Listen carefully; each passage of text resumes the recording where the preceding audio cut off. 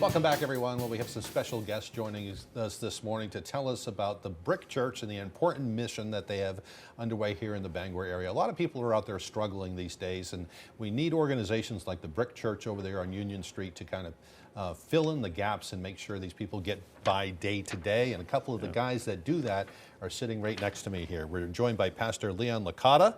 Thank you for joining us. And Zachary Spalding, you are the ministries coordinator over at the Brick Church in Bangor.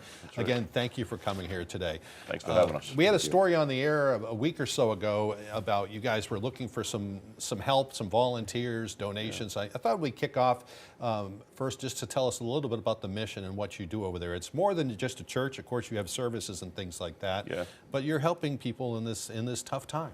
Yeah, we are we're a whole lot more than a church, even though we do have a whole lot of church services.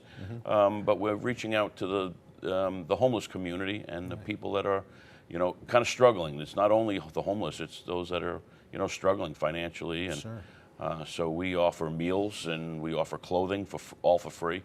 We don't charge anybody anything.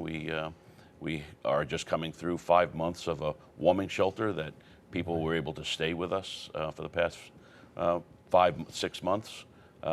We're up around 60 plus people every single night that come stay with us because they don't have a warm place to stay or sleep, So things like that many of us take for granted, Absolutely. Yeah. Absolutely. You got involved. You said you were kind of tapped to come by there when you were struggling yourself, and you've been there ever since, huh? I did. I was found myself homeless and in need of some housing, and during a real cold night, some outreach workers came out, and I went to the church, and I guess the rest is history. I have an apartment now, and doing real well. Probably the church helped you get on a right track, if you will, and now you're doing the same thing. You're trying to help others out there. Yeah, I try to give back and make some meals and help some folks. What does that mean to you as a person, just knowing that you're doing this and you're touching a lot of lives?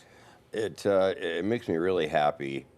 'Cause a lot of you can see on people's faces that maybe that meal is the highlight of their day. To come in it's really fulfilling.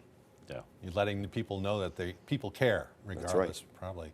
And I just think it's a wonderful thing you do. But you can't do it without money, without volunteers, and that sort of thing. And Absolutely. You could use some help. Yeah, we're always looking for people to step up to help cook for a meal.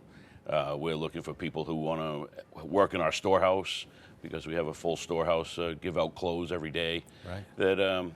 That we help. So when people bring them in, we need people to sort them and pull out the good clothes and the stained clothes and those that are ripped that we kind of do away with. But it takes a lot of hands. It takes a lot of hands to keep that up. If people if they want to do a donation, drop off a donation, whether it's clothing or something like that, can they come right to the church? Or? Yeah, you're right. Yeah. Just bring it right to 126 Union Street. Yeah. Come right up the ramp, right in the front door, and we'll have people meet you at the door, or you can come right on in and donate the clothes.